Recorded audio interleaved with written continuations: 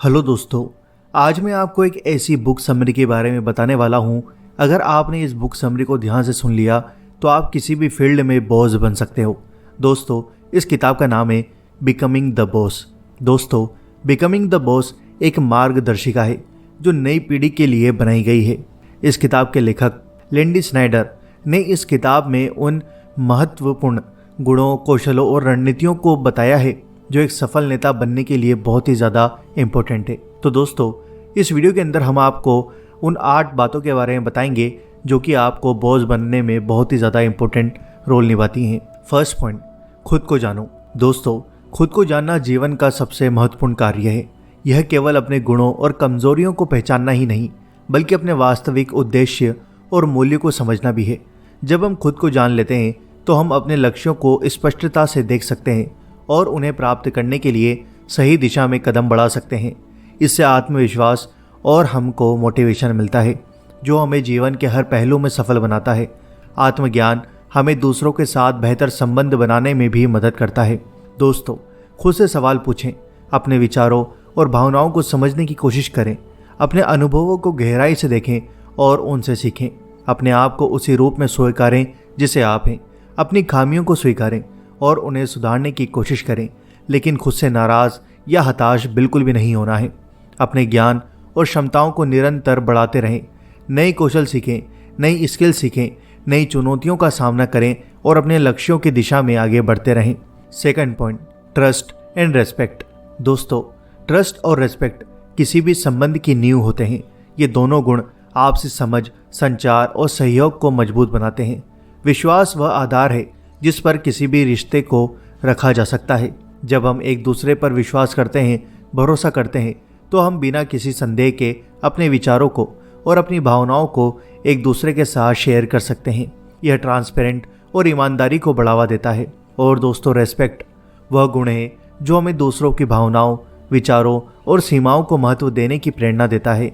यह हमें सिखाता है कि हर व्यक्ति की अपनी एक पहचान होती है और उस इंसान का एक मूल्य होता है जिसे हमें पहचानना और स्वीकार करना चाहिए। सम्मान से भरे रिश्ते में किसी भी प्रकार का अपमान या असहमति जगह नहीं पाती।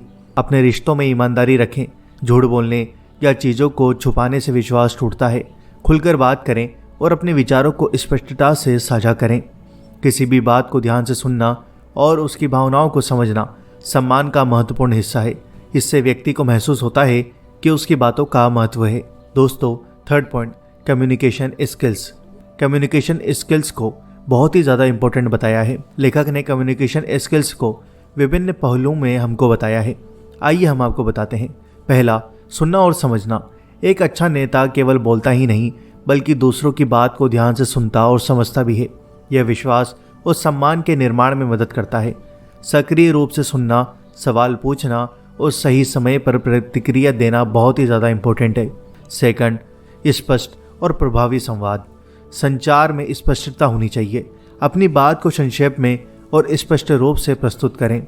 जटिल विचारों को सरल शब्दों में समझाने की कला विकसित करें। केवल शब्द ही नहीं, अपना बॉडी स्ट्रक्चर, आंखों का संपर्क और हाव भाव भी बहुत ज़्यादा इंपॉर्टेंट है। हमेशा दूसरों को पॉजिटिव एनर्जी भेजें जो आपके संदेश को मजबूत बनाती है। आलोचना को सकारात्मक रूप से लें और उसे सुधार के अवसर के रूप में देखें। दूसरों को प्रतिक्रिया देते समय संवेदनशील और रचनात्मक रहें। Fourth point, decision making ability. निर्णय लेने की क्षमता किसी भी व्यक्ति के जीवन में बहुत ही ज़्यादा इंपॉर्टेंट होती है, खासकर उन लोगों के लिए जो अपनी ज़िंदगी में बड़े बिजनेसमैन या फिर नेता बनना चाहते हैं। सही निर्णय लेना हमारे व्यक्तिगत और व्यावसायिक जीवन को बहुत ज़्यादा प्रभावित करता है। निर्णय लेने की प्रक्रिया को आइए हम आपको बताते हैं।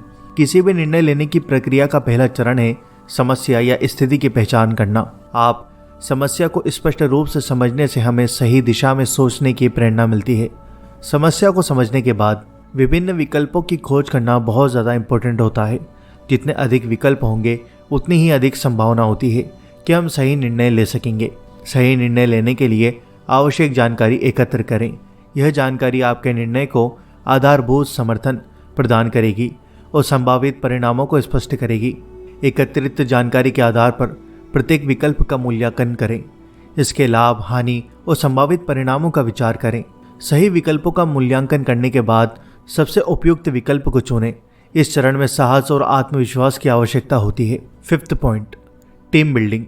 बिकमिंग द बॉस पुस्तक में टीम निर्माण को एक सफल नेतृत्व की महत्वपूर्ण कुंजी के रूप में प्रस्तुत किया गया है। एक मजबूत टीम अपने लक्ष्य को प्राप्त करने में बहुत ही ज़्यादा इम्पोर्टेंट होती है, इसलिए हमेशा सही टीम का निर्माण करना बहुत ज़्यादा ज़रूरी होता है। एक प्रभावी टीम बनाने के लिए सही सदस्यों का चयन करना बहुत ज़्यादा इम्पोर्टेंट है। ऐसे लोगों को चुनें जो विभिन्न कौशल, अनुभव और दृष्टिकोण के साथ टीम में योगदान कर सकें। टीम को एक स्पष्ट उद्देश्य और लक्ष्य दें। यह टीम के सभी सदस्यों को एक दिशा में काम करने के लिए प्रेरित करता है और उनकी ऊर्जा को केंद्रित करता है। टीम में सहयोग और एकजुटता को प्रोत्साहित करें। यह सुनिश्चित करें कि सभी सदस्य एक दूसरे की सहायता करें और मिलकर समस्याओं का समाधान निकालें। 6th point, change management. इस किताब में चेंज मैनेजमेंट को एक बहुत ही महत्वपूर्ण इम्पोर्टेंट रोल बताया है। एक सफल नेता को बदलते समय और परिस्थितियों के अनुरूप अपनी टीम और संगठन का मार्गदर्शन करना आना चाहिए। किसी भी परिवर्तन की शुरुआत यह समझने से होती है कि परिवर्तन करना क्यों ज़रूरी है। सही कारणों और उद्देश्यों की पहचान करके परिवर्तन को उचित ठहराया जा सकता है। परिवर्तन का एक स्पष्ट दृष्टिकोण और विस्तृत योजना बनाएं। यह योजना परिवर्तन के विभिन्न चरणों, आवश्यक संसाधनों और समय सीमा को परिभाषित करती है। परिवर्तन के बारे में टीम को स्पष्ट और ईमानदार जानकारी दें। यह सुनिश्चित करें कि सभी सदस्य परिवर्तन के कारणों, लाभों और संभावित चुनौतियों को समझें। टीम के सदस्यों को परिवर्तन प्रक्रिया में शामिल करें।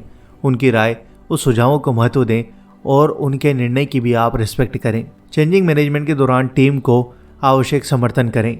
इससे वे नए तरीकों को खोज सकते हैं। Next point, time management.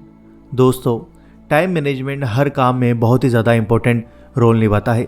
सही समय प्रबंधन न केवल व्यक्तिगत उत्पादकता को बढ़ाता है बल्कि टीम की दक्षता और संगठन की सफलता में भी योगदान करता है। आइए हम आपको बताते हैं। दोस्तों, अपने कार्यों और जिम्मेदारियों को प्राथमिकता के अनुसार विभाजित करें। महत्वपूर्ण और तात्कालिक कार्यों को पहले पूरा करें और कम महत्वपूर्ण कार्यों को बाद में निपटाएं। दैनिक, साप्ताहिक और मासिक योजनाएं बनाएं। योजनाओं में समय सीमा निर्धारित करें और उन्हें नियमित रूप से समीक्षा करें ताकि आप ट्रैक पर बने रह सकें। कार्यों के लिए विशिष्ट समय अवधि निर्धारित करें और उन समय स्लॉट्स को केवल उन कार्यों के लिए समर्पित करें। यह आपके कार्यों को संरचित और केंद्रित रखने में मदद करता है। कार्यों के दौरान संभावित विघ्नों और बाधाओं को पहचानें और उन्हें कम करने के उपाय अपनाएं। एक शांत और व्यवस्थित कार्य वातावरण बनाएं। अपनी जिम्मेदारियों को अन्य टीम के सदस्यों को सौंपें जब यह संभव हो। यह न केवल आपकी कार्यभार को हल्का करता है बल्कि टीम के सदस्यों को भी मूल्यवान अनुभव प्रदान करता है। नियमित रूप से अपने समय प्रबंधन की समीक्षा करें और देखें कि आप कहां सुधार कर सकते हैं और यह आपको अपनी योजनाओं और कार्यशैलियों को अनुकूलित करने में मदद करता है। Next point, sustaining leadership. दोस्तों, एक सफल और प्रभावी नेता बनने के लिए लीडरशिप को एक बहुत ही इंपॉर्टेंट रोल बताया है। एक नेता केवल वर्तमान में ही नहीं बल्कि लंबे समय तक प्रभावी और प्रेरक बना रहे। आइए हम आपको बताते हैं। टीम के सदस्यों को अवसर प्रदान करें ताकि वे अपनी स्किल और क्षमताओं को विकसित कर सकें। इससे टीम की आत्म प्रेरणा और विश्वास बढ़ता है। अपने नेतृत्व में स्थिरता बनाए रखने के लिए एक स्पष्ट और प्रेरणादायक विजन प्रदान करें।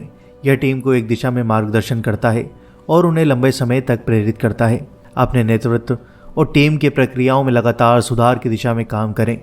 नई तकनीकों और दृष्टिकोण को अपनाना और पुराने तरीकों को अद्यतन करना बहुत ज़्यादा इम्पोर्टेंट है। संगठन के मूल्यों और संस्कृति को स्थिर बनाए रखें। इससे टीम में स्थिरता और विश्वास बना रहता है और संगठन की पहचान मजबूत होती है। नियमित रूप से टीम के प्रदर्शन की समीक्षा करें और फीडबैक प्रदान करें। आवश्यकता अनुसार रणनीतियों और कार्यप्रणालियों में समायोजन करें। भविष्य के लिए योजना बनाएं और संभावित चुनौतियों का सामना करने के लिए तैयार रहें। इससे संगठन की स्थिरता और विकास सुनिश्चित होता है। दोस्तों, मुझे उम्मीद है कि आपको यह book summary becoming the boss समझ में आई होगी।